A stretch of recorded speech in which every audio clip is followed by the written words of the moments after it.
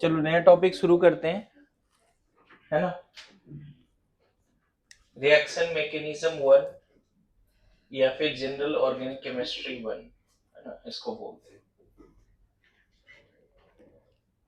मैंने जैसा बताया था, पूरी ऑर्गेनिक केमिस्ट्री का क्या पार्ट है एक बार समझो। एक तो आपको जो 7-8 लेक्चर लिया है, इंट्रोडक्शन, है ना, ठीक है। पहले मैंने बॉन्डिंग पढ़ाया था ना, bonding in organic compound, sigma pi count करना याद है, हाइब्रिडाइजेशन, इसे पढ़ाया था ना। उसके बाद ठीक है, IUPAC शुरू हो गए थे, और भी बहुत सारे टर्म्स है। इंट्रोडक्शन में ही बहुत सारी चीजें बताई थी आपको कि why so many large number of organic compound, homologous series, याद है, कैटेनेशन, इसमें बहुत कुछ चल रहा था। कौन सा पहला कंपाउंड था, वाइटल फोर्स थ्योरी क्या है, ऑर्गेनिक कंपाउंड लिविंग ऑर्गेनिज्म में ही बनते हैं या लैब में भी बना सकते हैं, बहुत तरह की बातें थी। इस पे स्लाइड्स भी भेजे थे जो आपको करने थे, ध्यान में है क्या? कितने सारे स्लाइड्स थे, हाँ, वो सब करने थे। फिर इसके लेक्चर्स हुए, IUPAC के लेक्चर्स हुए, है ना। उसमें इवन 3-4 लेक्चर तो हाइड्रोकार्बन ग्रुप्स में ही चले थे, याद है, classification of carbon, hydrogen, primary, secondary, tertiary, alpha, beta, gamma, याद आ रहा है। तो अराउंड 7-8 लेक्चर्स हुए थे, और वो प्लेलिस्ट में है भी। और नॉट ओनली दिस, 70 पेजेस, याद है ना। बहुत सारे क्वेश्चंस IUPAC के, ये सब आपके पास था जो करना था। इसका जो नेक्स्ट पार्ट है बच्चे, उसको GOC 1 बोल सकते हो, रिएक्शन मैकेनिज्म 1 बोल सकते हो। इसी का नेक्स्ट पार्ट है आइसोमेरिज्म, ठीक है, जो क्लास 12th में मिली होगा। उसके बाद होता है GOC 2, रिएक्शन मैकेनिज्म 2, ये भी क्लास 12 में होगा, समझ गए, ठीक है।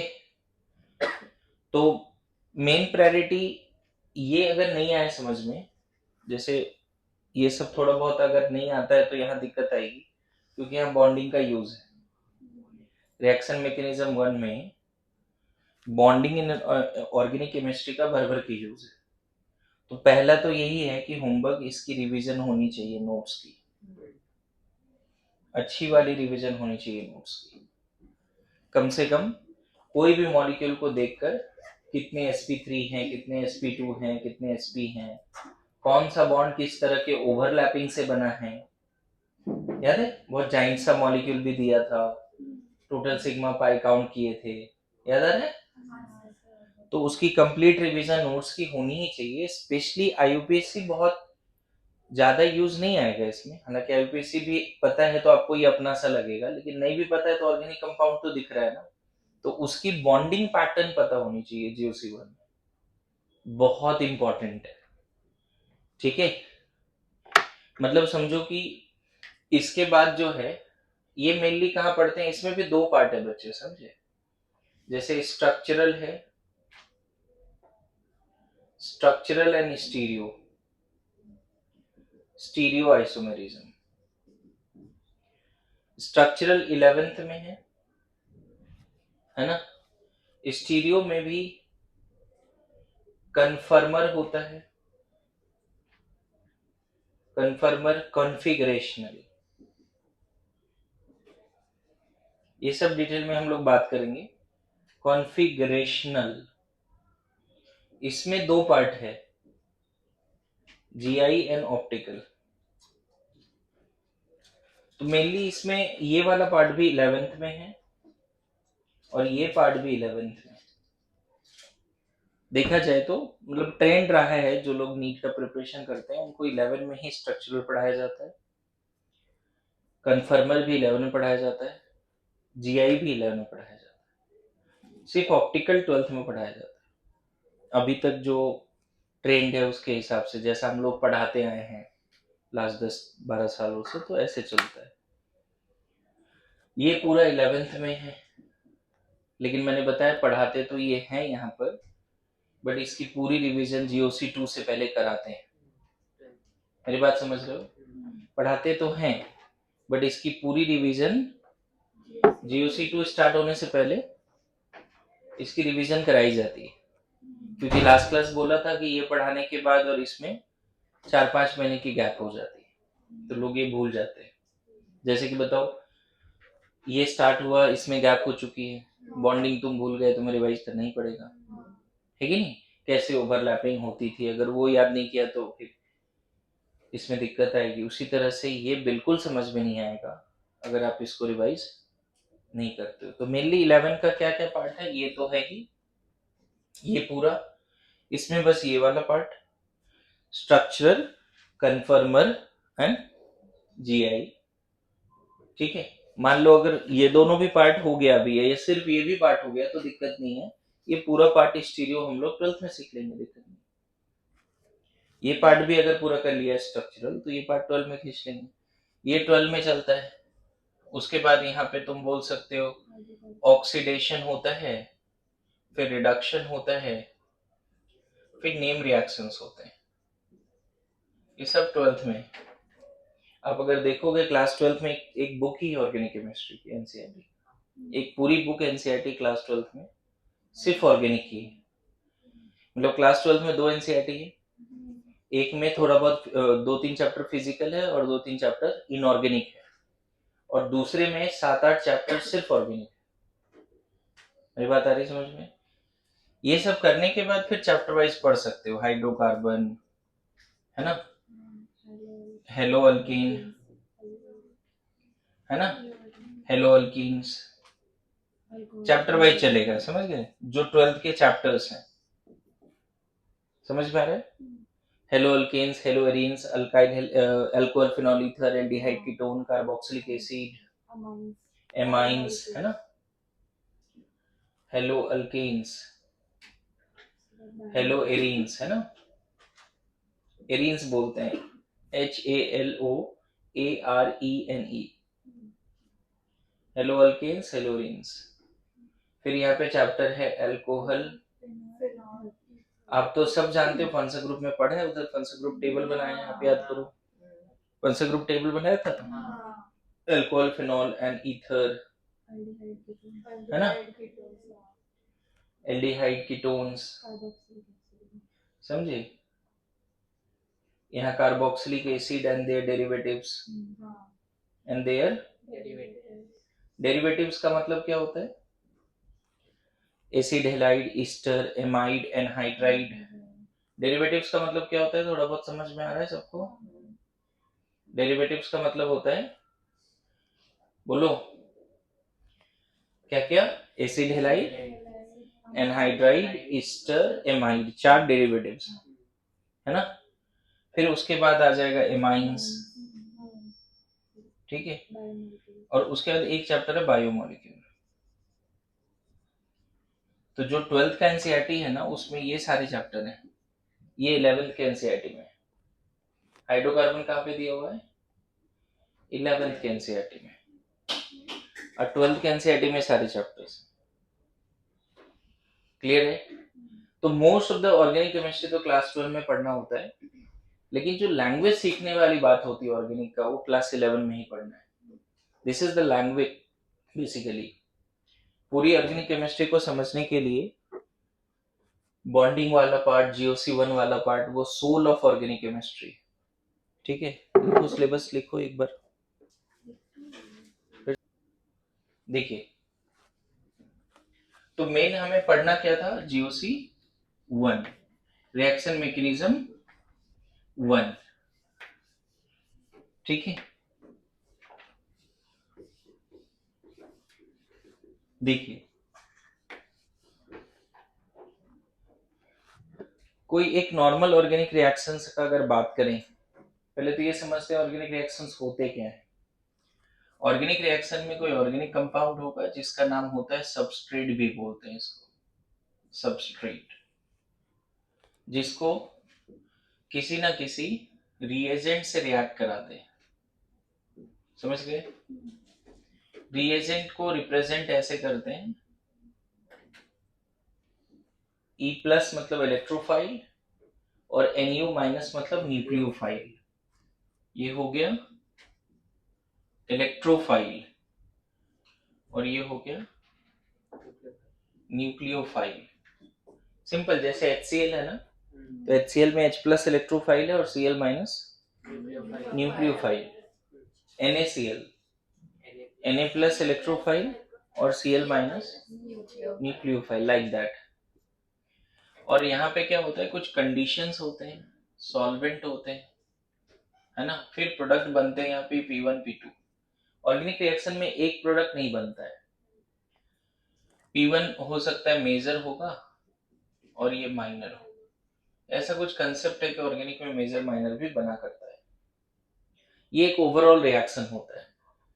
जैसे एग्जांपल देता हूँ, मान लो मिथाइल क्लोराइड है और इसको KCN से रिएक्शन कराया। एक एग्जांपल देता हूँ, तो बताइए क्या बनता है, थोड़ा सा आइडिया लगाओ। क्या?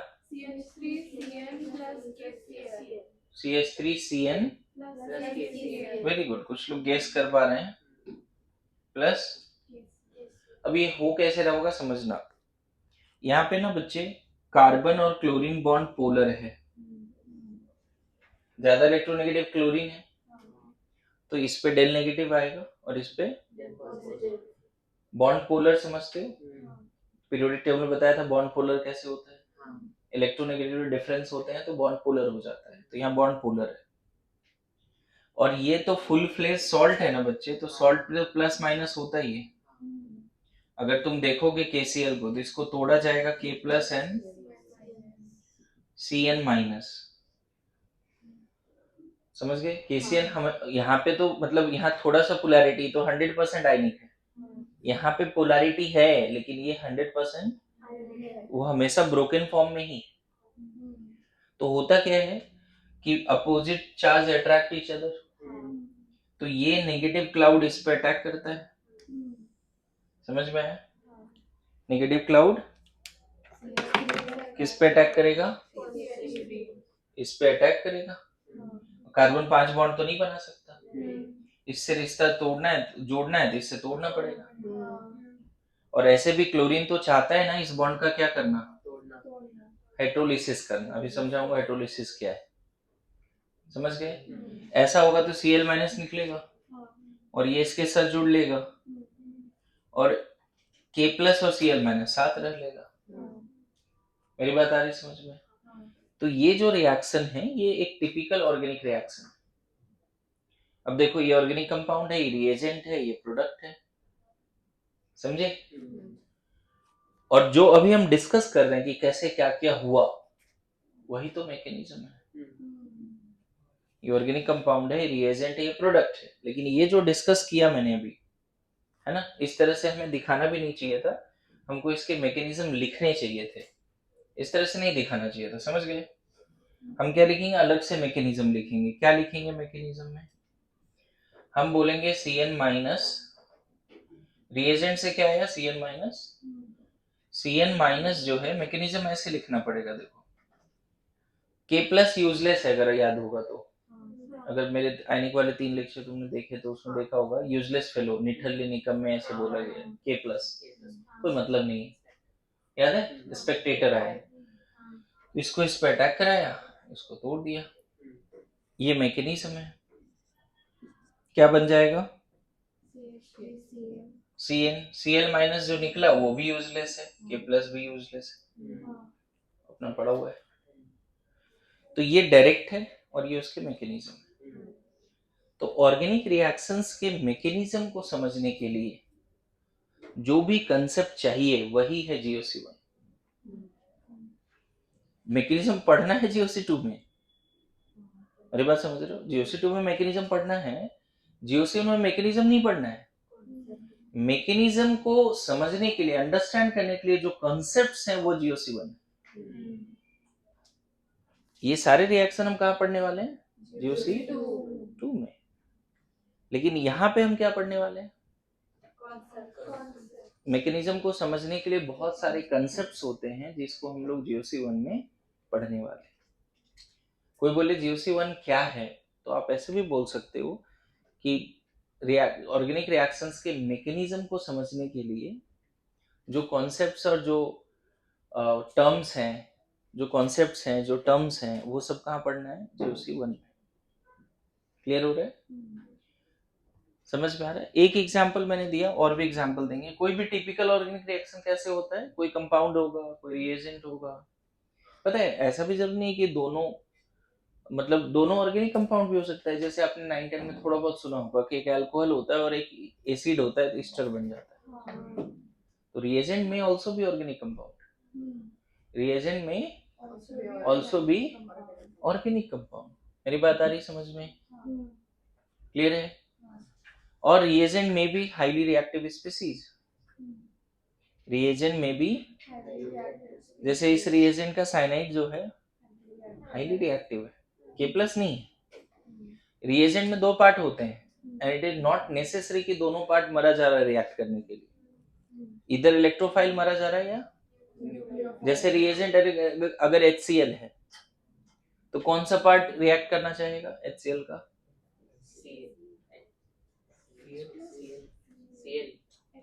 H+ proton. अरे Cl- तो यूजलेस नेचुरली निकम में बताया ना भी। अगर रिएजेंट HCl है तो कौन सा पार्ट रिएक्ट करने के लिए तड़प रहा है? H+। रिएजेंट अगर KCl है तो कौन सा पार्ट रिएक्ट करने के लिए? न्यूक्लियोफाइल। क्या बोल सकते हैं? Electron rich species are nucleophile. Electron देखो, कंसेप्ट सीखना शुरू हो रहा है धीरे धीरे। ये टर्म्स हैं, कंसेप्ट्स हैं। Electron deficient species are electrophile. Getting my point? लिखो। सब पढ़ाएंगे, घबराने की बात नहीं है। डिटेल में सारे टर्म सीखेंगे। लेकिन अभी हम किस आंसर का, कौन से क्वेश्चन का आंसर ढूंढ रहे हैं? Y GOC1? क्यों पढ़ना है GOC1? क्योंकि हमें GOC2 पढ़ना है, और GOC2 पढ़ने के लिए बिना GOC1 का नहीं होगा। क्या?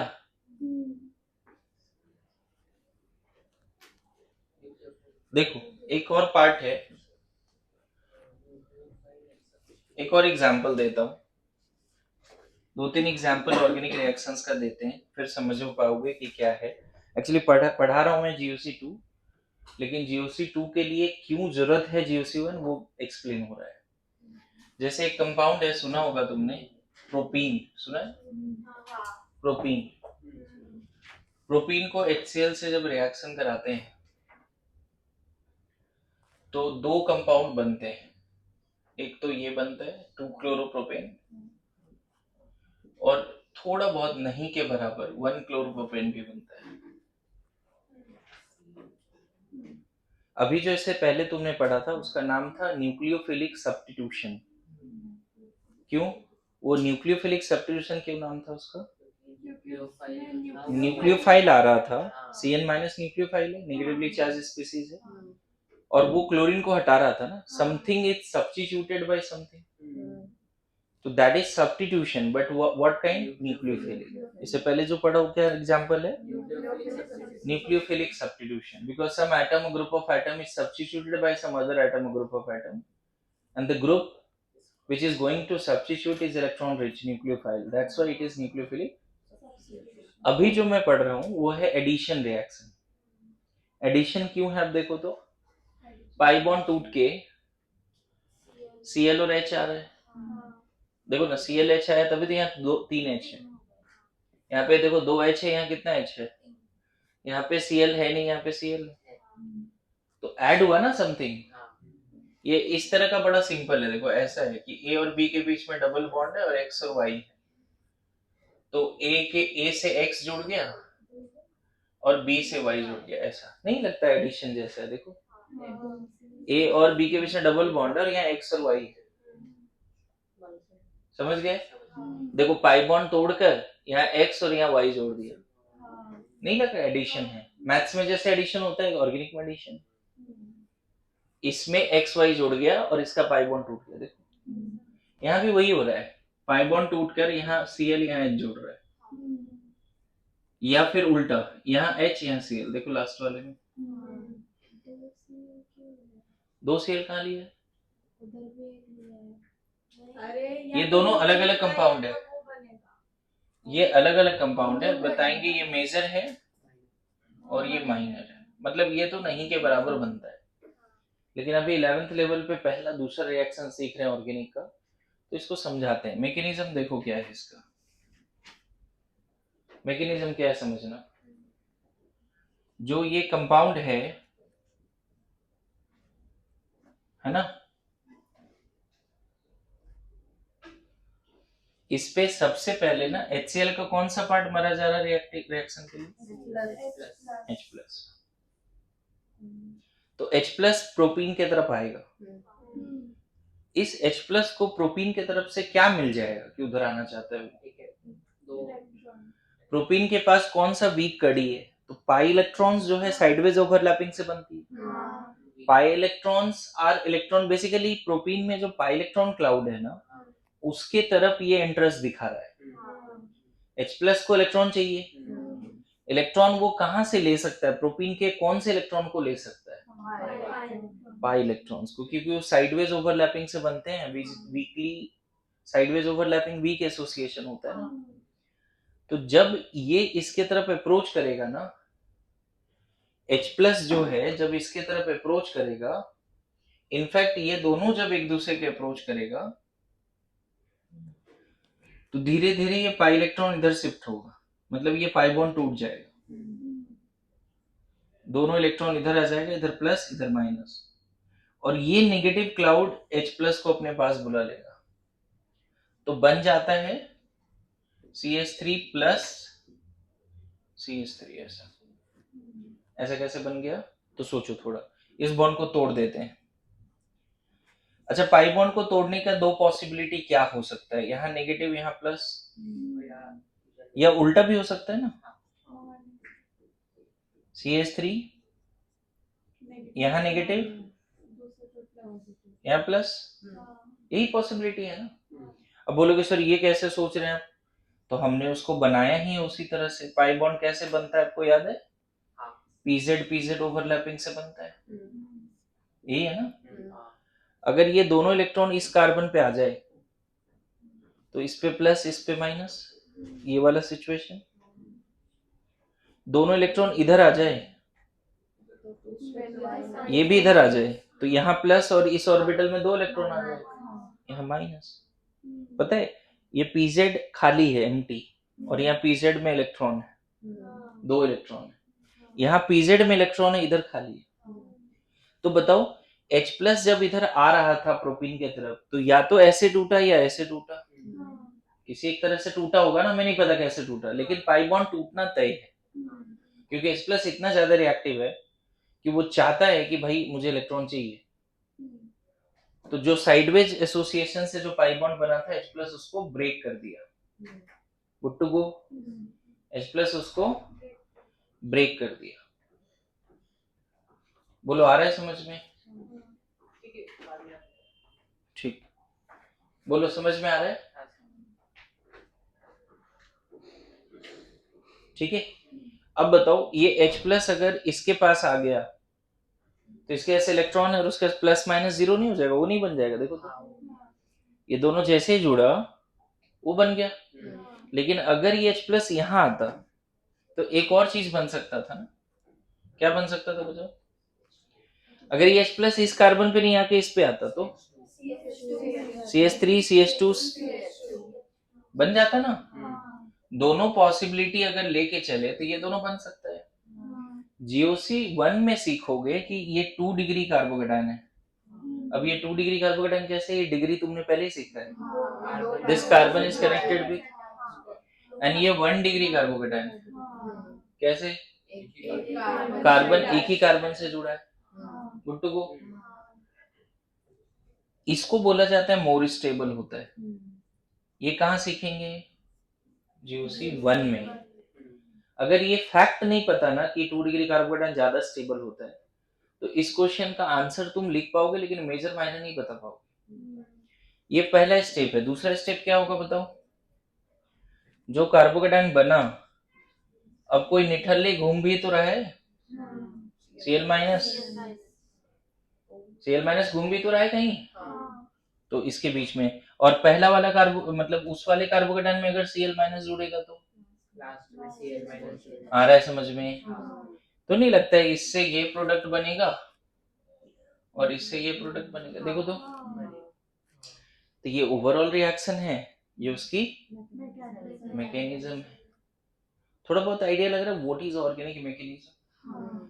ऑर्गेनिक मैकेनिज्म में ऑर्गेनिक कंपाउंड और सबस्ट्रेट के बीच में जब रिश्ता जुड़ता है, सॉरी रिएजेंट के बीच में, तो कुछ बीच में इंटरमीडिएट बनते हैं। Intermediate is not the product, बीच में कुछ और भी बना लेकिन फिर वो कंज्यूम भी हो गया। मेरी बात आ रही समझ में? ऑर्गेनिक रिएक्शंस में जब ऑर्गेनिक कंपाउंड और सबस्ट्रेट का इलेक्ट्रोफाइल या न्यूक्लियोफाइल जब एक दूसरे की तरफ आता है, दोनों साथ में नहीं आता है।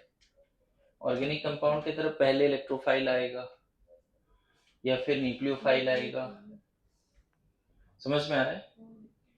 तो उससे क्या होता है, एक बीच में कोई इंटरमीडिएट वगैरह बनता है और बाद में फिर दूसरा न्यूक्लियोफाइल इलेक्ट्रोफाइल अटैक करके प्रोडक्ट बनाता है।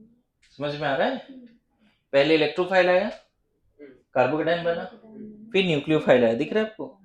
फर्स्ट टाइम इलेक्ट्रोफाइल आया, लास्ट में न्यूक्लियोफाइल भी आया, बीच में कुछ बना, that is called reaction intermediate. कोई पूछे कार्बोकेटाइन क्या है तो आज के बाद ये बोल सकते हैं कि रिएक्शन इंटरमीडिएट। रिएक्शन के दौरान बना, that is not ultimate product but they will form during the course of reaction. बनता है, कंज्यूम हो जाता है, during the course of reaction बनता है और कंज्यूम भी हो जाता है। समझ में आ रहा है? अब इंटरमीडिएट सिर्फ कार्बोकेटाइन बनेगा क्या किसी ऑर्गेनिक रिएक्शन में? तो जरूर नहीं है, कार्बन आयन भी बन सकता है, कार्बन फ्री रेडिकल भी बन सकता है, मतलब कार्बन पे पॉजिटिव वाला पार्ट भी होगा, नेगेटिव वाला पार्ट भी होगा, ऑड इलेक्ट्रॉन भी होगा, सब होते हैं। ठीक है, समझ में आ रहा है? तो दो मैकेनिज्म अभी डिस्कस किया, इसको हम नाम देते हैं इलेक्ट्रोफिलिक एडिशन।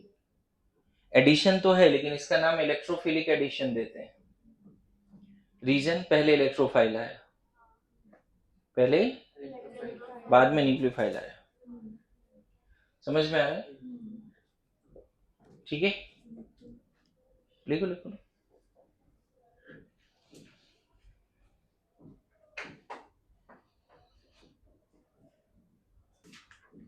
सो थोड़ा बहुत ऑर्गेनिक रिएक्शन के बारे में क्या सीख रहे हो तुम? लिखो, substrates are the organic compound. Substrates, point सब डिस्कस करना शुरू करते हैं ना। Substrates are the organic compound on which substrates are the organic compound on which reagent will attack, या which is being attacked by reagent, ऐसे भी लिख सकते हैं, on which reagent will attack or which is being attacked by reagent. So substrate may be any class of organic compound, alkane, alkene, alkyne, alcohol, phenol, ether, haloalkane, कोई भी organic compound हो सकता है सबस्ट्रेट, क्योंकि organic reactions में सिर्फ alkyne की reaction नहीं पढ़नी है, reactions of alkane, reactions of alkene, reactions of alkyne, reactions of aromatic hydrocarbon, सब पढ़ने हैं हमें डिटेल में। Getting my point? तो substrates are any organic compound, लिख सकते हैं substrates are any organic compound. ऐसा कोई ऐसा ऑर्गेनिक कंपाउंड जिसकी रिएक्शन हमें नहीं पढ़नी है, सिलेबस में जो है उसकी रिएक्शंस पढ़नी है। Substrates are any organic compound, ठीक है। नेक्स्ट दूसरा पॉइंट में या नेक्स्ट पॉइंट में, reagents are highly reactive species. reagents are highly reactive, highly के बाद तीन वर्ड लिख लो, highly reactive, unstable and energetic. reagents are highly reactive, unstable and energetic species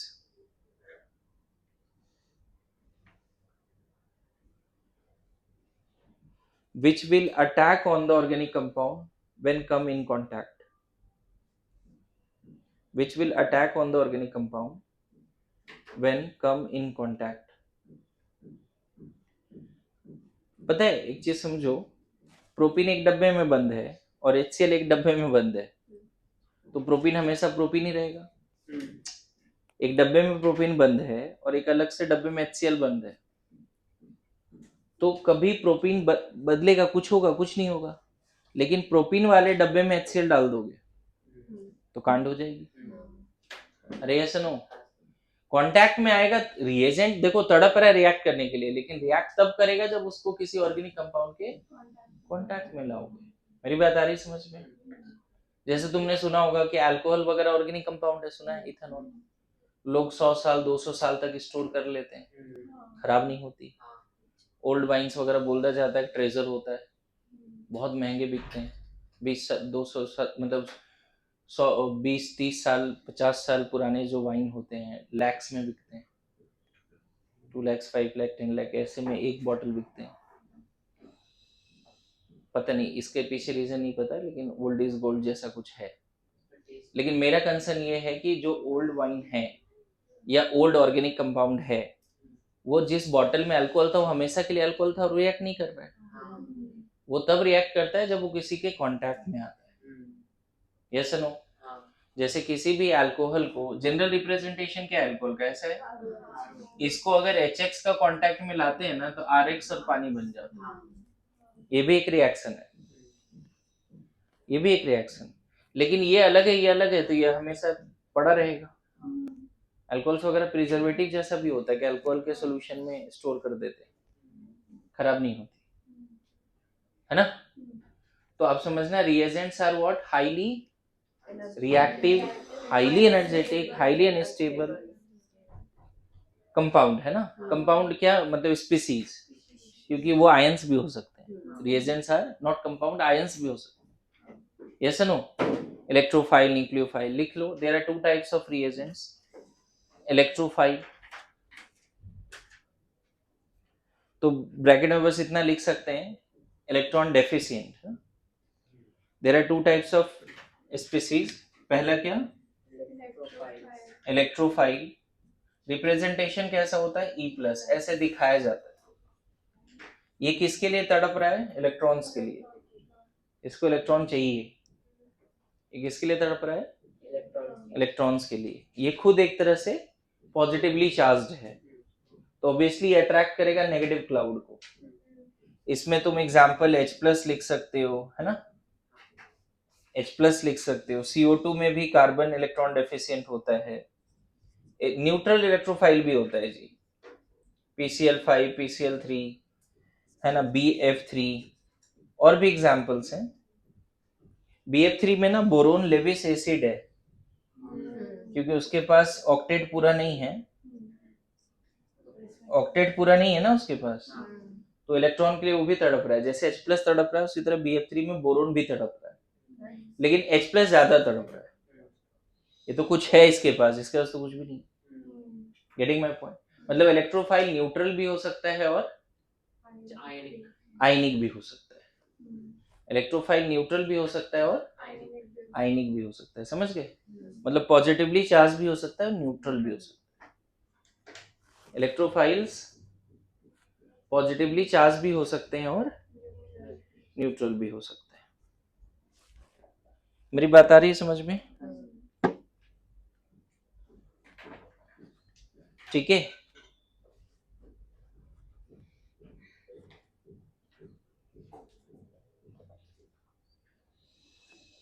then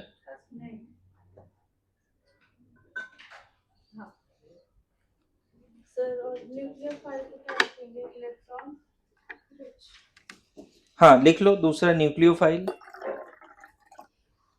देखो न्यूक्लियोफाइल के लिए भी वो वर्ड वैलिड है, highly reactive, highly unstable, highly energetic. जो रिएजेंट के लिए है वो उसके लिए भी है, लेकिन आप यहाँ क्या बोलोगे? इलेक्ट्रॉन रिच, और इलेक्ट्रॉन रिच बोलो, है ना? और अट्रैक्ट्स पॉजिटिव। ऐसे बोल सकते हो, nucleophile will share their electron cloud with electron deficient atom. ये भी न्यूट्रल हो सकता है। Will share nucleophile will share their electron cloud. देखो रिप्रेजेंटेशन तो ये है, इसमें जैसे OH माइनस हो गया, Cn माइनस हो गया, CH3 माइनस हो गया, NH2 minus, I minus, Cl minus, Br minus, F minus, RO minus, RS minus, ये सब सब न्यूक्लियोफाइल है। न्यूट्रल में अमोनिया का नाम ले लो। अमोनिया इलेक्ट्रॉन रिच कैसे है? नाइट्रोजन 5 बॉन्ड बनाता है। नहीं, नाइट्रोजन के पास एक लोन पेयर है, ऑक्टेट पूरा भी है और लोन पेयर भी है। हाँ। आपने थोड़ा बहुत लेविस बेस पढ़ा है? हाँ। तो लेविस बेस जितने सारे न्यूक्लियोफाइल है, और लेविस एसिड जितने हैं, है ना, Lewis acids are electrophile and Lewis base nucleophile. Lewis base nucleophile.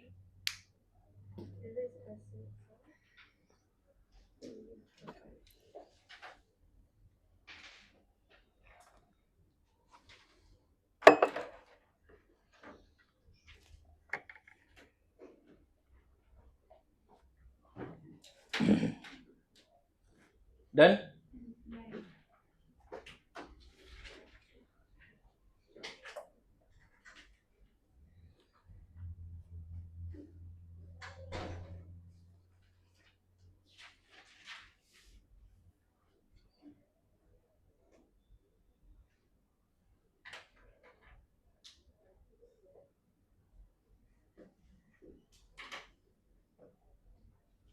ठीक है, यहाँ पे क्या लिखा है? It will look for electron deficient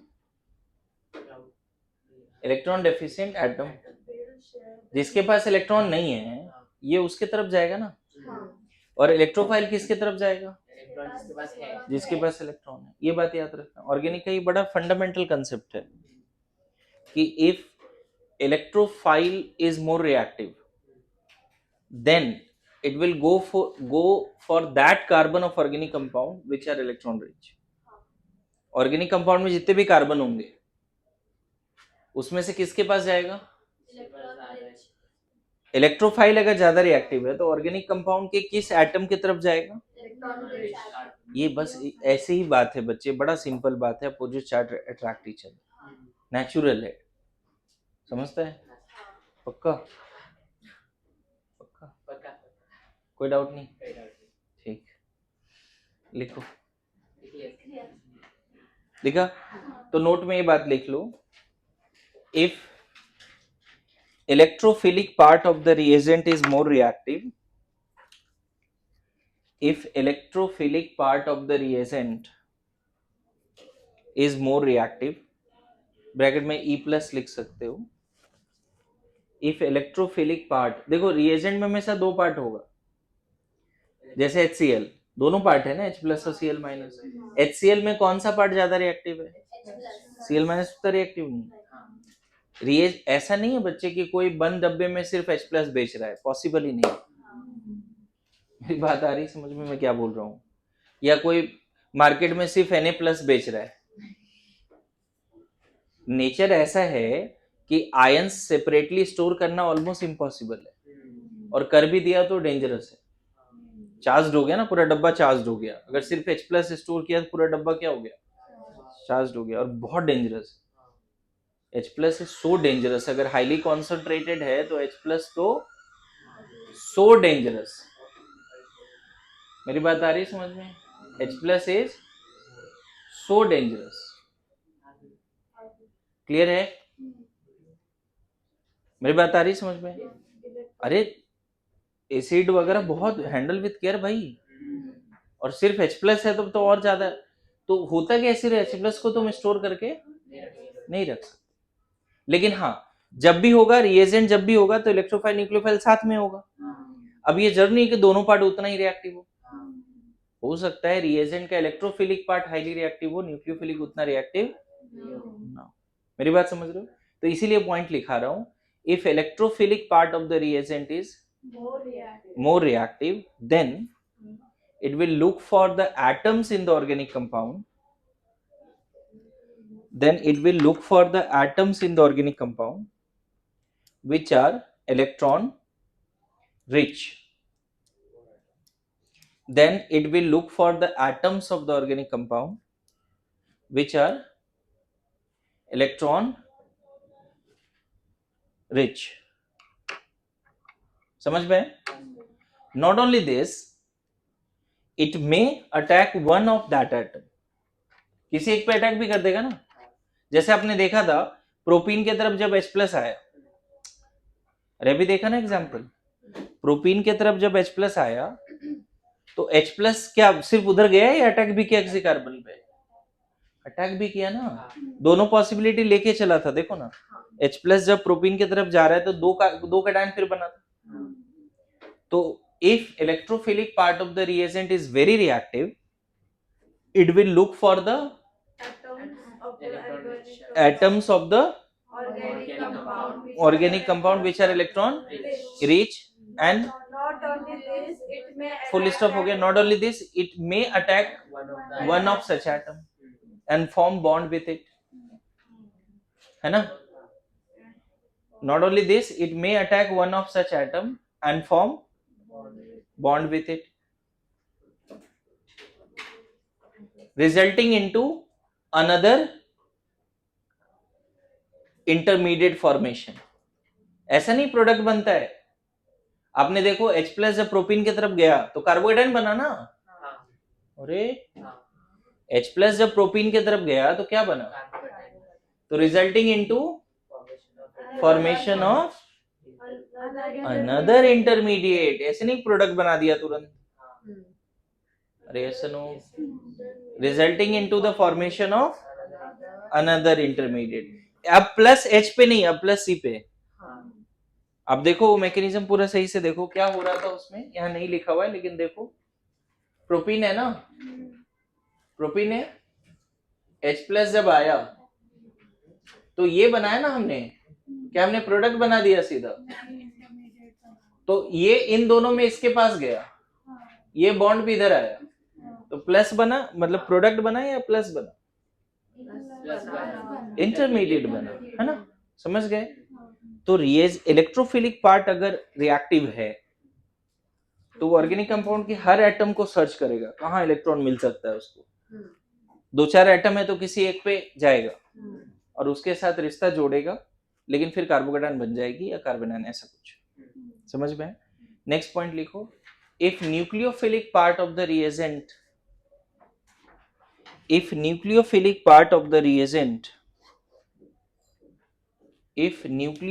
part of the reagent are more reactive, if nucleophilic part of the reagent are more reactive, then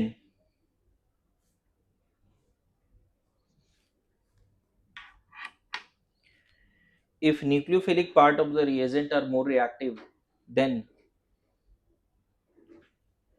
it will look for the atoms in the organic compound which are, वैसे ही line है, which are electron deficient, which are electron deficient,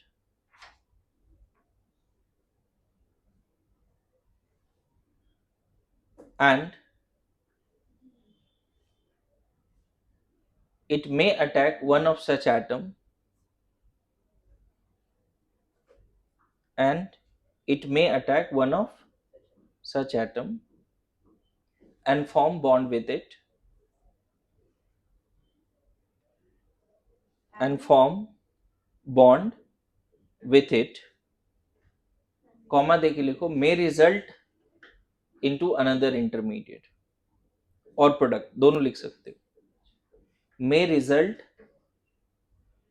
into another intermediate और product.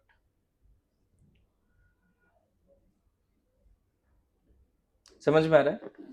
जैसे आप बताओ, इसके तरफ जब Cl- आया तो कोई इंटरमीडिएट थोड़ी बनाया, क्या बनाया उसने? प्रोडक्ट बना दिया ना डायरेक्ट. नहीं समझे? तो Cl- will look for the centers which are electron. तो बताओ अगर इसके तरफ Cl- आया तो किधर जाएगा? प्लस है ना इस पे. ये सब तो इलेक्ट्रॉन डेफिशिएंट नहीं है, ये डेफिशिएंट है. और अपना इलेक्ट्रॉन क्लाउड इसको दिया बॉन्ड बना के प्रोडक्ट बना दिया। तो यहाँ दोनों बातें हैं, इलेक्ट्रोफाइल जब आएगा तो इंटरमीडिएट भी बन सकता है, प्रोडक्ट भी बन सकता है, वहां पे दोनों केसेस है। न्यूक्लियोफाइल भी जब आ रहा है तो इंटरमीडिएट भी बन सकता है और प्रोडक्ट भी बन सकता है। लेकिन इतना तो श्योर हो गया कि इलेक्ट्रोफाइल इलेक्ट्रॉन रिच सेंटर पे जाएगा और न्यूक्लियोफाइल इलेक्ट्रॉन डेफिशिएंट सेंटर। थोड़ा थोड़ा आइडिया लग गया रिएजेंट का, ठीक है? मेरी बात आ रही है समझ में? अब देखो पूरी बातें थोड़ी थोड़ी और समझना है अभी। अगर कोई ऑर्गेनिक कंपाउंड है, मतलब इसी को हम क्या बोलते हैं बच्चे? Substrate plus reagent. रिएजेंट को हम कैसे लिखते हैं? E plus N. मैंने बोला अलग से रिएजेंट मार्केट में नहीं बिक रहा है, समझ में आ रहा है? दोनों साथ में ही बिकता है। Good to go. और यहाँ पे बहुत सारे प्रोडक्ट बनते हैं ना, प्रोडक्ट 1, प्रोडक्ट 2, क्या कोई मेजर कोई माइनर होता है। अब देखो, अब तुम्हें थोड़ा ज्यादा समझ में आएगा कि हो सकता है कि इसका और इसका कोई एक पार्ट आया, मतलब ऑर्गेनिक के तरफ, ऑर्गेनिक कंपाउंड की तरफ कौन आया पहले? मान लेते इलेक्ट्रोफाइल आया, दोनों में से कोई एक आया, E प्लस और कोई एक ही आया। जब ऐसा होता है ना बच्चे, तो पहले ट्रांजिशन स्टेट बनता है। अब ट्रांजिशन स्टेट क्या होता है समझना, कुछ बॉन्ड टूट रहे हैं, कुछ बॉन्ड बन रहे हैं, ना अच्छे से टूटा है ना बना है, पार्शियल बॉन्ड्स होंगे, ना अच्छे से बॉन्ड टूटा है ना अच्छे से बॉन्ड बना है, बीच का है एकदम। रिएजेंट और ट्रांजिशन स्टेट में अंतर है, ठीक है?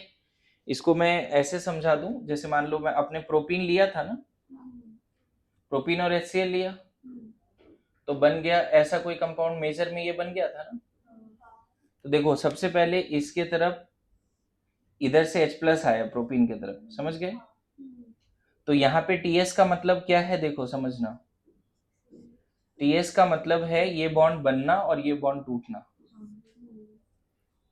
TS का मतलब क्या है?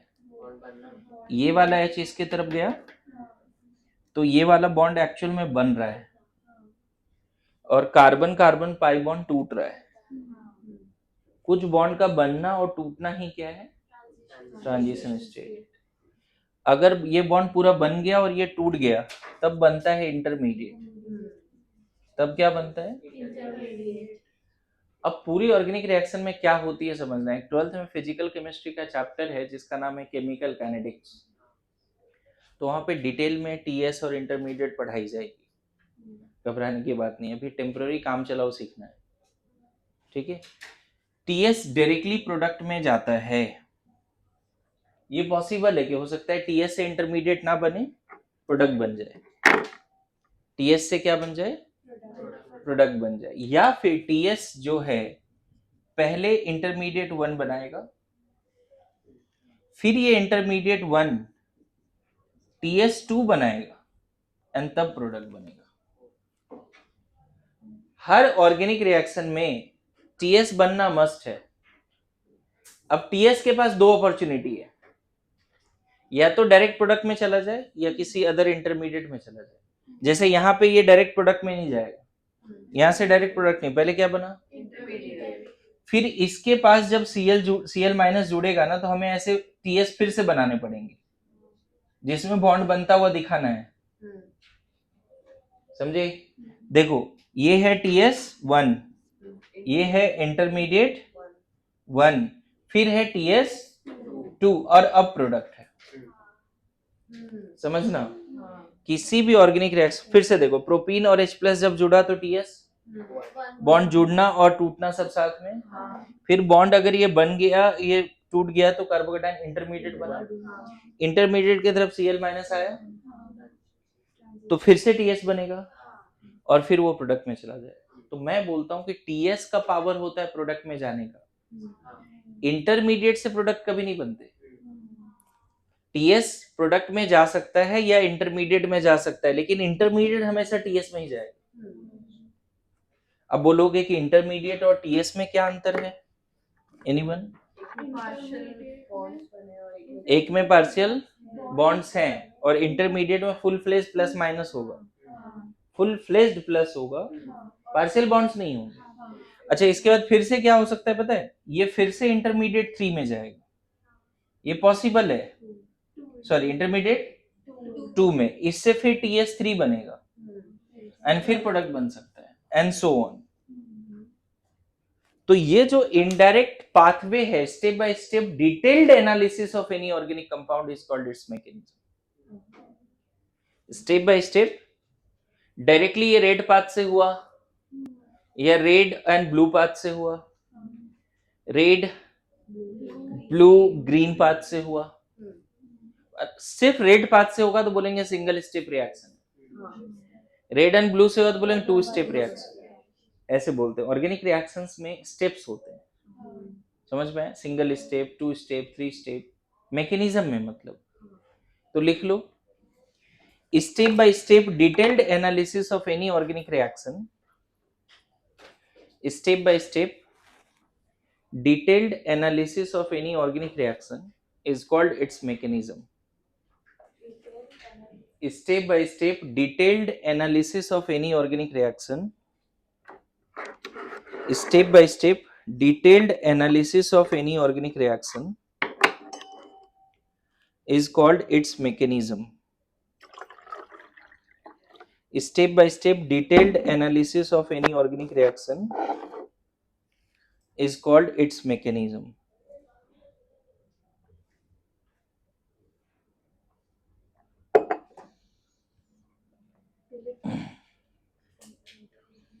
Step by step detailed analysis of any organic reaction is called its mechanism. ये उतारो पूरा, और फिर TS और इंटरमीडिएट में अंतर भी लिखना है। अभी लिखो, इंटरमीडिएट और ट्रांजिशन स्टेट में थोड़ा सा अंतर समझना।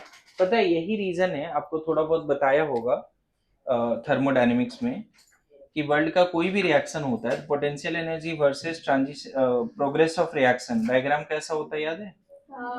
ऐसा होता है। तो यहाँ दिखाते हैं ना TS, ये रिएक्टेंट, ये प्रोडक्ट। तो अब देखो कोई भी रिएक्शन में TS तो बनता ही है, बात समझ रहे हो? और अगर यही डायग्राम ऐसा होता ना, देखना ध्यान देना, अगर ये डायग्राम ऐसा होता ऐसे, तो इसका मतलब TS बहुत सारे बने और इंटरमीडिएट भी बने। ये सारे मैक्सिमम पे TS है और ये मिनिमम पे इंटरमीडिएट। आया समझ में? ये एंड्स क्या है, रिएक्टेंट और प्रोडक्ट। क्लियर है? तो ये डायग्राम देखो विजुलाइज हो रहा होगा तो ठीक है। तो लिख लो, एक टेबल बना सकते हैं TS एंड इंटरमीडिएट में डिफरेंस क्या क्या है। TS transition state or intermediate activated complex. Transition states are intermediate activated complex. Transition states are intermediate activated complex. Transition states are intermediate activated complex in which bonds of reactants not completely broken down, old bond of reactants भी लिख सकते हो, in which old bond of reactants not completely broken down, in which old bond of reactants not completely broken down, in which all bonds of reactant not completely broken down and new bonds of product not completely formed yet. New bonds in product not completely formed yet. YET.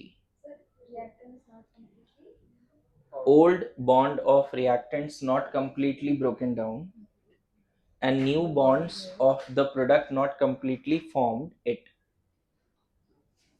समझ गए?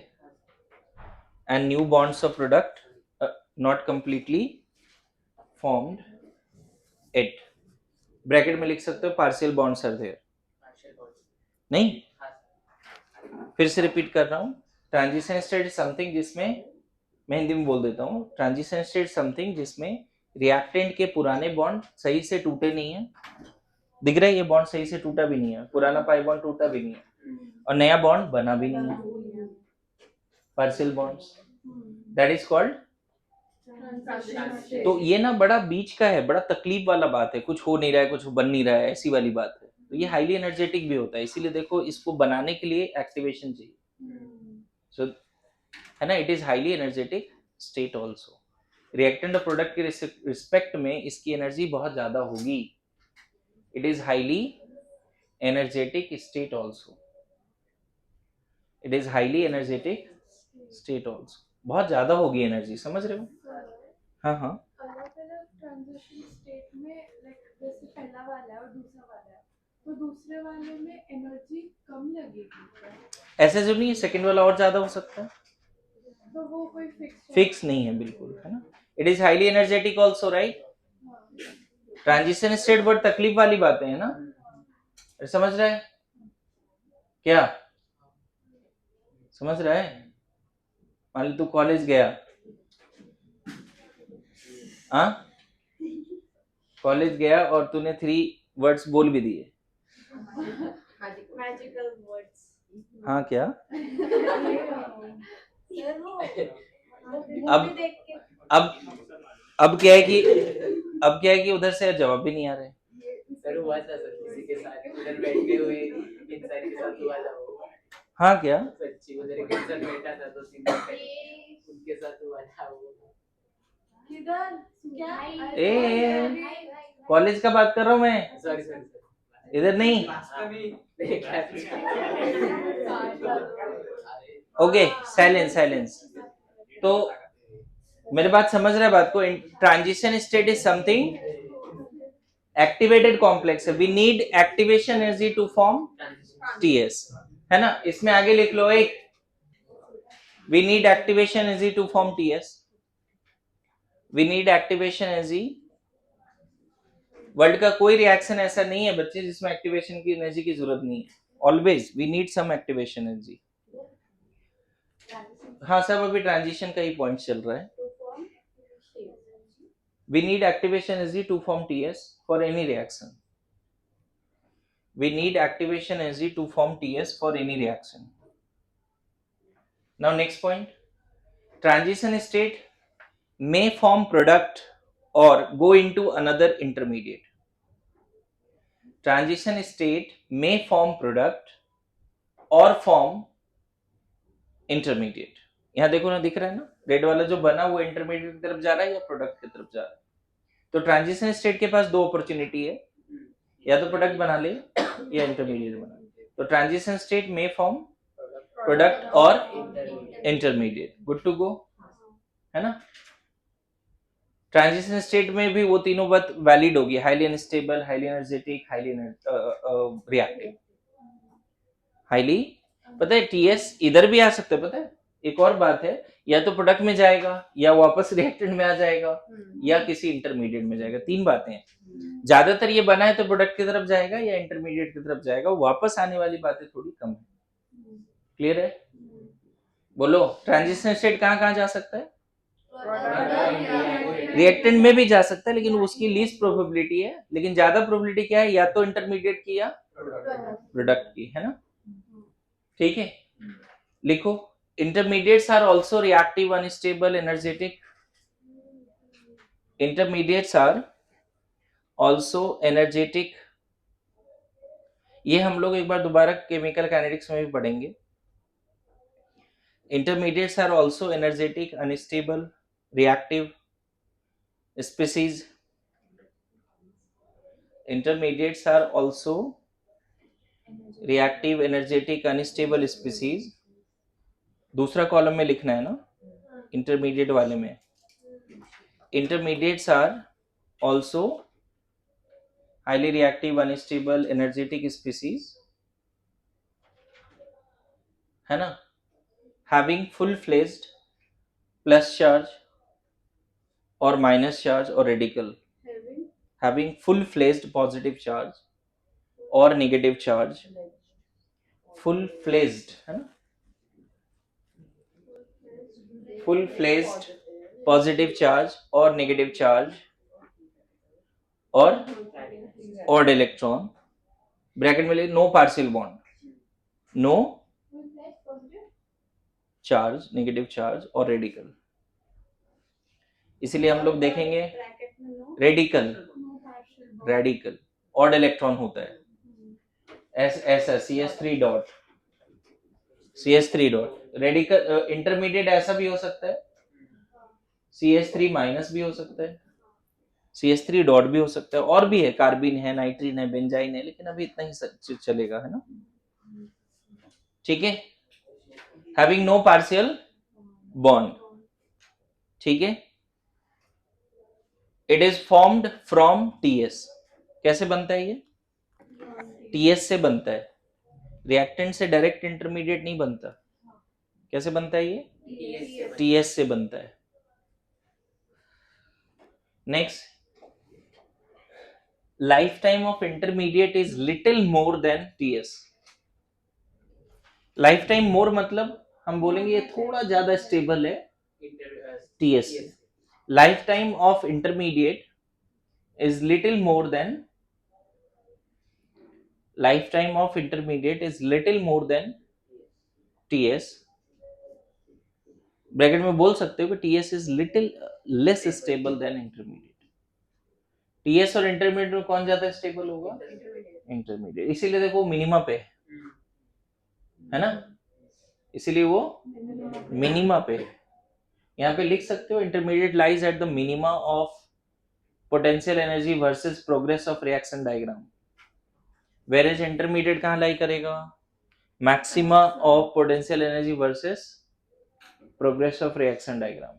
दोनों point लिखो, फिर से repeat कर रहा हूं। TS lies on maxima of potential energy versus progress of reaction, या रिएक्शन कोऑर्डिनेट भी बोलते हैं, graph. TS lies at maxima of potential energy versus reaction coordinate graph, whereas intermediate lies at minima of potential energy versus reaction coordinate graph। क्या ठीक है? बहुत सारे अंतर बता रहे हैं। और सर वो जब TS के लिए एक्टिवेशन एनर्जी लगती है, इसके लिए भी लगेगी, ऐसा तो नहीं, लेकिन generally activation energy defined for TS है ना, इंटरमीडिएट के लिए डिफाइन नहीं है, ऐसी वाली बात है। अच्छा सुनो एक चीज और, intermediate can form another TS, not only product, sorry not product directly. Intermediate क्या बना सकता है? TS में जाएगा, डायरेक्ट प्रोडक्ट में नहीं जाएगा। TS can not go to product directly. ओए सिद्धांत लिखो, TS किस में नहीं जाएगा? सिद्धांत बताओ, सब कंफ्यूज हो गया लग रहा है। TS डायरेक्टली प्रोडक्ट में जा सकता है या इंटरमीडिएट में जाएगा? ये लिखा है। TS किस में जा रहा है? रेड वाला देखो, या तो प्रोडक्ट में या इंटरमीडिएट। लेकिन ब्लू वाले देखो, या इधर ग्रीन जो नीचे इंटरमीडिएट लिखा है उन दोनों को देखो तो सिर्फ TS में। TS can form, sorry intermediate can form TS only, another TS but not. क्या इंटरमीडिएट डायरेक्टली प्रोडक्ट में जाएगा? नहीं, वही बात मैं बोल रहा हूँ।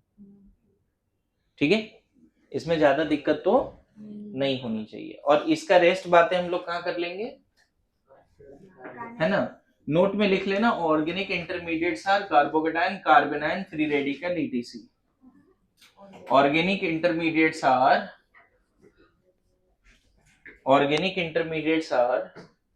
Carbocation, carbanion, organic intermediates are carbocation, carbanion,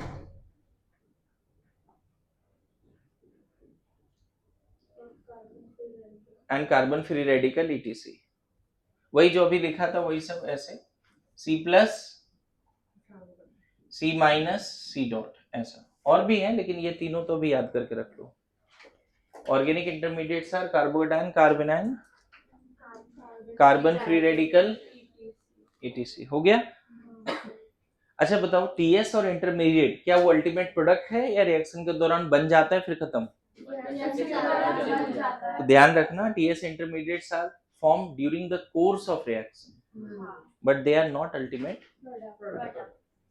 किसी ऑर्गेनिक रिएक्शन में टीएस या इंटरमीडिएट या दोनों बनता है और कंज्यूम भी हो जाता है। रिएक्शन के दौरान बना और कंज्यूम हो गया, they are not ultimate product.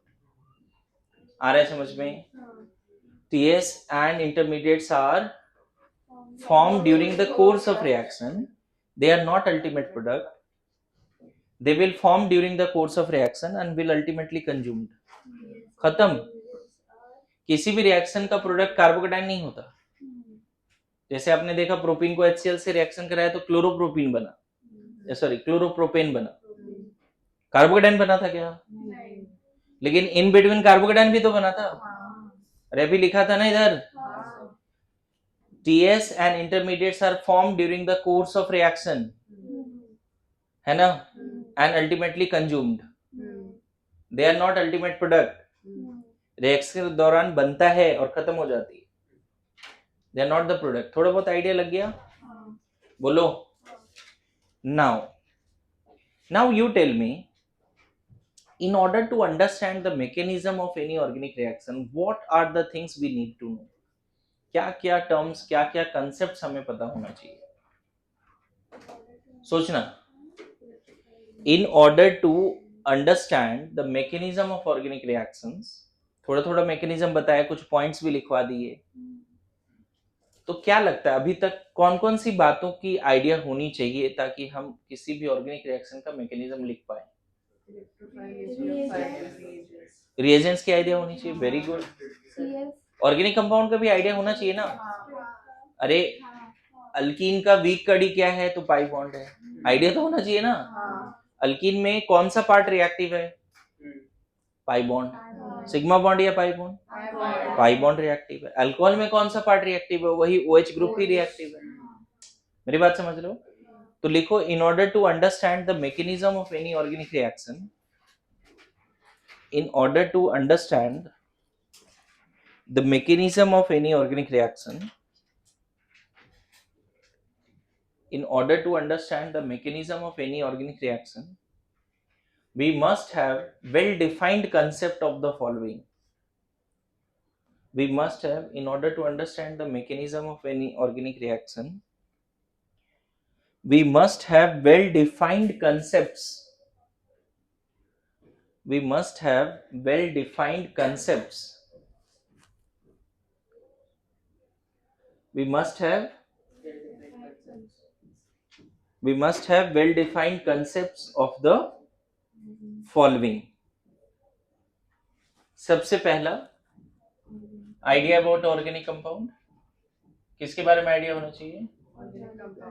मतलब सिर्फ आइडिया का मतलब क्या है? उसका कौन सा पार्ट रिएक्टिव है। आइडिया मतलब हाँ ना, तुम चाहो तो तुम ऐसे लिख सकते हो कि अल्कीन का पाई बॉन्ड जो है वो थोड़ा रिएक्टिव होगा, अल्कोहल का OH ग्रुप रिएक्टिव होगा। नहीं, थोड़ा थोड़ा आइडिया होना चाहिए ना। इसका पाई बॉन्ड, और ये धीरे धीरे हम लोग सीखते हैं, ये अलग से पढ़ा नहीं जाता है। मान लो मैं बोलूंगा रिएक्शंस ऑफ अल्कीन, तो वहां पे सीखेंगे, अलग से इसको पढ़ा नहीं जाता है। दूसरा आइडिया किसका होना चाहिए? रिएजेंट्स का। बोलो, ऑलरेडी मैंने इन दोनों का आइडिया तो अभी दे ही दिया है। इसका भी लगभग थोड़ा, ये एक ही बार नहीं सीखोगे बच्चे। जब एमाइंस का रिएक्शन सीखोगे तो वहां पे आइडिया मिलेगा। बेंजीन का रिएक्शन सीखोगे तो वहां आइडिया मिलेगा कि अच्छा ये ऑर्गेनिक कंपाउंड में बेंजीन का यही पार्ट क्यों रिएक्टिव। मेरी बात समझ रहे हो? अभी थोड़ा बहुत अल्कीन सीखा तो थोड़ा आइडिया मिल गया ना कि हाँ पाई बॉन्ड ही रिएक्टिव है। अरे यस नो। अभी अल्काइल हैलाइड में कौन सा पार्ट ज्यादा रिएक्टिव था? तो कार्बन हेलोजन बॉन्ड, शुरू वाला रिएक्शन न्यूक्लियोफिलिक सब्स्टिट्यूशन। अगर कोई पूछे हेलो अल्केन में कौन सा पार्ट रिएक्टिव है, अगर मैं बोलूं, अभी थोड़ा सा आइडिया तो दिया, बता दो। CH3 CH2, मान लो बहुत सारा कार्बन ले लेते हैं, बोलते हैं बताओ इसमें कौन सा बॉन्ड रिएक्टिव है, सेंसिटिव है? CC बॉन्ड बोले, CH बॉन्ड बोले या CCl बॉन्ड बोले? थोड़ा आइडिया लगा ना। सेंसिटिव पार्ट ये है। अरे यस नो। फिर से रिपीट कर रहा हूं, अभी जो तुमने प्रोपीन देखा उसमें सेंसिटिव पार्ट कौन सा है? Pi bond. देखा ना क्या? अल्कोहल जो देख रहे हो मान लो ऐसा है तो सेंसिटिव पार्ट कौन सा है? ये वाला पार्ट सेंसिटिव। उसी तरह अल्काइल हैलाइड में तो ये कहाँ सीखेंगे कौन से कंपाउंड में, कौन से ऑर्गेनिक कंपाउंड में कौन सा पार्ट सेंसिटिव है? कहाँ सीखेंगे? जब हम उसके रिएक्शंस पढ़ेंगे। जब हम पढ़ने जाएंगे अल्कीन का रिएक्शन तो समझेंगे कौन सा पार्ट रिएक्टिव है। अल्कीन में सीख गया, हर चैप्टर का रिएक्शन पढ़ने है ना, hydrocarbon, halo alkane, haloarene, alcohol, phenol, ether, सबके वहाँ अलग अलग सीखते हैं। जनरली एक ओवरव्यू देता हूँ।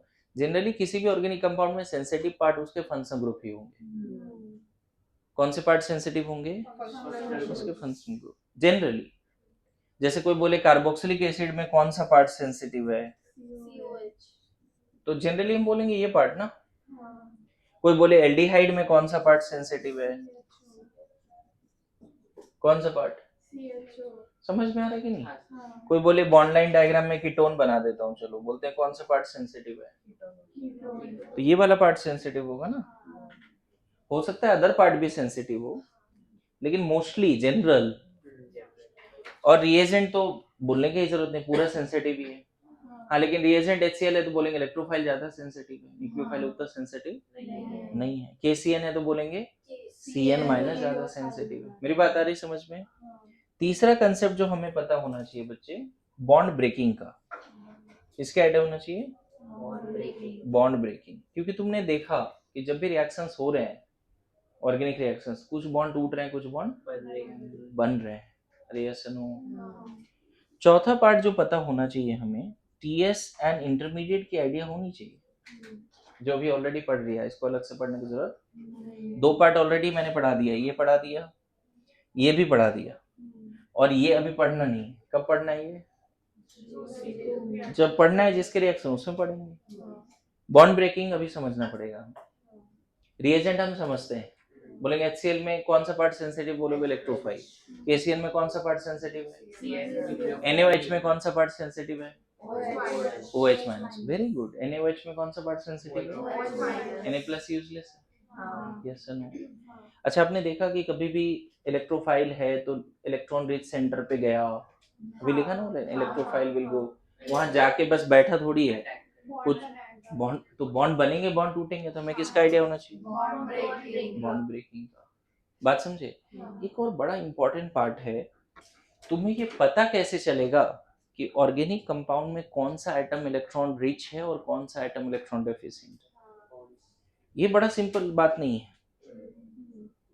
सोचना, मैंने बोला कि ठीक है इलेक्ट्रोफाइल रिएक्टिव है, तो तुम ऑर्गेनिक कंपाउंड में अगर 10 एटम है तो सबको देखोगे कि यार कौन सा इलेक्ट्रॉन रिच है, ऐसे ढूंढोगे ना। How you will get to no?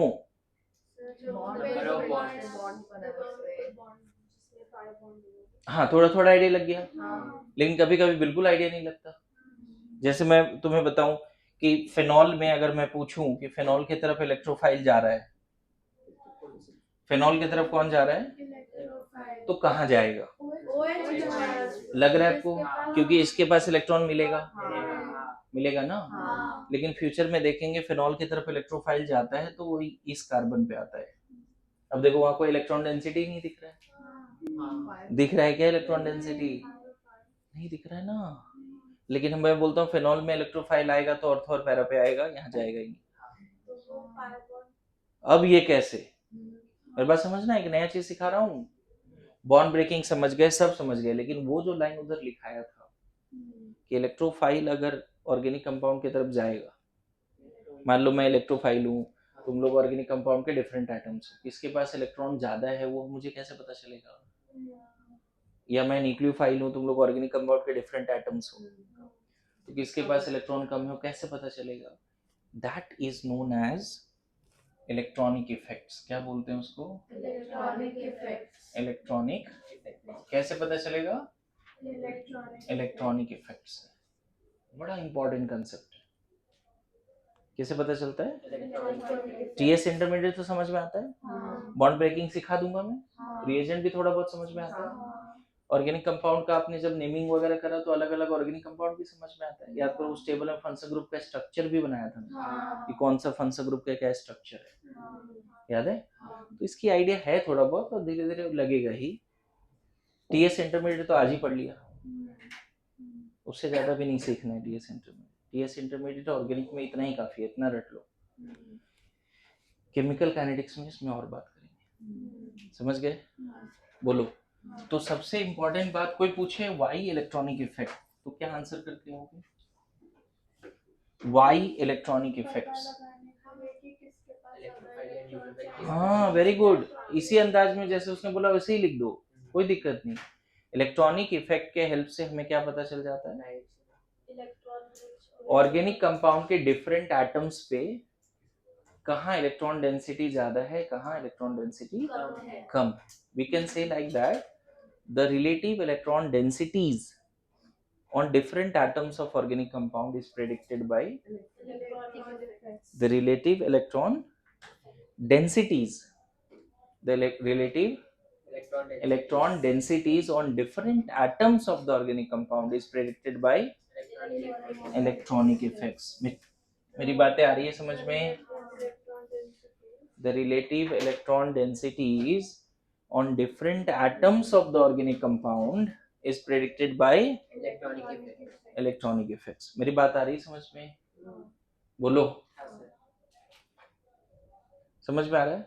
कोई पूछे इलेक्ट्रॉनिक इफेक्ट क्या है, बोलना सर ने कुछ नहीं बताया, बस इतना बताया सर ने कि एक ऑर्गेनिक कंपाउंड में अगर 10 एटम है और अगर उस ऑर्गेनिक कंपाउंड में इलेक्ट्रॉनिक इफेक्ट देखने का पावर है, तो हम बता देंगे कौन सा एटम पे इलेक्ट्रॉन डेंसिटी ज्यादा है और किस पे कम है। बस यही पार्ट है। क्लियर हो रहा है? जैसे आगे सीखोगे कि यहाँ पे रेजोनेंस की वजह से इलेक्ट्रॉन डेंसिटी यहाँ बढ़ जाता है। पाई इलेक्ट्रॉन रेजोनेंस करके कहाँ पे इलेक्ट्रॉन डेंसिटी आ जाता है? ये लोन पेयर इधर रेजोनेंस करके यहाँ पहुंच जाता है। तो इसीलिए इलेक्ट्रोफाइल उस केस में कहाँ गया? ऑक्सीजन पे नहीं गया, कहाँ गया? तुम्हें लग रहा है ऑक्सीजन पे लोन पेयर है, लेकिन पता है जब फर्स्ट रेजोनेटिंग स्ट्रक्चर बनाओगे ना, तो ऑक्सीजन पे आ जाता है प्लस। वो इलेक्ट्रॉन रिच है ही नहीं, इलेक्ट्रॉन रिच तो ये। अगर आपको इलेक्ट्रॉनिक इफेक्ट नहीं आता तो ये बात नहीं बोल पाओगे। समझ में क्या बोल रहा हूँ? तुम्हें लग रहा था ना ओ पे जाएगा, तुम गलत भी नहीं थे, लेकिन इलेक्ट्रॉनिक इफेक्ट नहीं आता तो तुम गलत हमेशा सोचोगे, और इलेक्ट्रॉनिक इफेक्ट आने लगा तो फ्यूचर में तुम सही सोचोगे। तो इलेक्ट्रॉनिक इफेक्ट दो तरह के होते हैं, permanent electronic effect, temporary electronic effect. Permanent electronic effect तीन तरह के होते हैं, इंडक्टिव, रेजोनेंस इफेक्ट या mesomeric effect and hyper conjugation effect. Inductive, resonance, hyper conjugation. Permanent electronic effect, temporary electronic effect. Permanent is of two types, inductive resonance। Resonance का ही दूसरा नाम mesomeric भी है, ठीक है? एंड ये है hyper conjugation.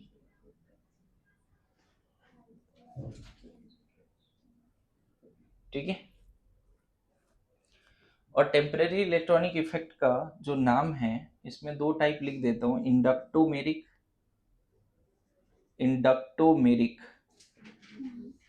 And electromeric. Inductomeric and electromeric. मैं फिर बोलूं, ये सारे इफेक्ट या कंसेप्ट से आप क्या सीख जाओगे? ये सब अगर ढंग से आता है तो आपके पास क्या पावर आ जाएगी? ऑर्गेनिक कंपाउंड में कहाँ इलेक्ट्रॉन डेंसिटी ज्यादा है और कहाँ कम है, सीख पाओ। समझ में आया? क्लियर है? मेरी आइडिया लग रही, समझ में आ रहा है क्या बोलना था? कोई बोले वाई इलेक्ट्रॉनिक इफेक्ट, बोलना तुम कि सर रिएजेंट तो हमें समझ में आ जाता है, रिएजेंट तो हमें दिख जाता है कि HCl में H+ रिएक्टिव, वो ढूंढने की जरूरत रिएजेंट को क्या ही ढूंढना है, HCl में H+ रिएक्टिव पता चल जाता है। लेकिन वो H+ ऑर्गेनिक कंपाउंड के किस एटम पे जाएगा, ये कभी कभी पता चलता है, कभी नहीं चलता है। और अगर इसमें 100% श्योरिटी चाहिए कि हमें पता चल ही जाए कि H+ कहाँ जाएगा, समझ में आया? तो थोड़ा सा आप बॉन्ड ब्रेकिंग पढ़ के आइए, है ना? बॉन्ड ब्रेकिंग दो तरह के होते हैं, होमोलिसिस, हेटेरोलिसिस, उसको पढ़ के आइए। ठीक है, बस इतना काफी है। Thank you.